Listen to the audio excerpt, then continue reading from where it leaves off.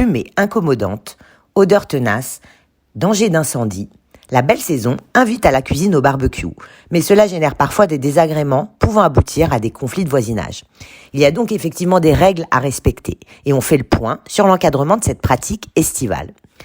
Que l'on habite une maison ou un appartement, il n'existe pas de restriction concernant l'utilisation d'un barbecue, qui, si elle est occasionnelle, n'est pas considérée comme un trouble du voisinage. Cependant, cette pratique peut être réglementée, soit par le règlement de copropriété, soit par un arrêté municipal ou préfectoral, car à certaines périodes de l'année, et particulièrement dans les régions à climat sec, les braises peuvent s'envoler et déclencher des départs de feu. Dans ce cas, le maire ou le préfet peut décider de prendre un arrêté pour interdire les barbecues dans toute la commune. Pour cela, il faut se renseigner auprès de sa mairie.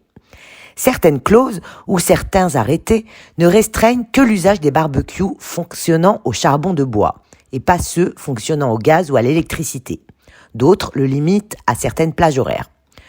L'usage intensif sur de longues durées du barbecue peut néanmoins constituer un trouble anormal du voisinage.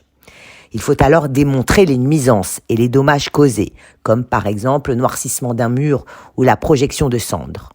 Un trouble anormal du voisinage se définit en droit par des nuisances qui excèdent les inconvénients normaux du voisinage.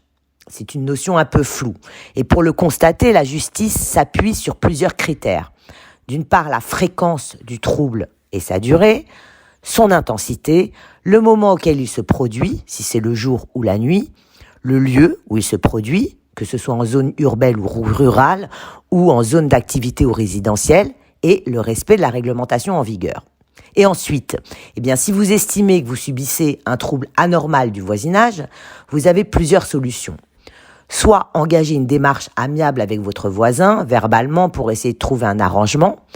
Faute d'entente, il faudra lui adresser un courrier recommandé, une mise en demeure de déplacer son barbecue ou d'en limiter l'usage. Et si votre courrier reste sans effet, il faudra faire appel à votre syndic.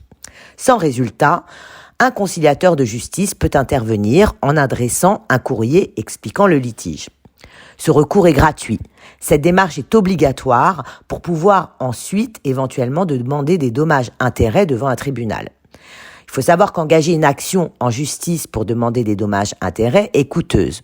Pour cela, il faut au préalable faire constater la nuisance que vous subissez par un huissier de justice ou bien recueillir des témoignages écrits d'autres voisins. Outre le trouble anormal du voisinage, vous pouvez également invoquer le fait que vous ne pouvez plus profiter paisiblement de votre jardin ou de votre balcon. Cet argument s'appuie sur l'article 544 du Code civil qui définit la propriété comme le droit de jouir et disposer des choses de la manière la plus absolue. Mais cette solution est souvent longue et coûteuse. Alors, passez un bon été.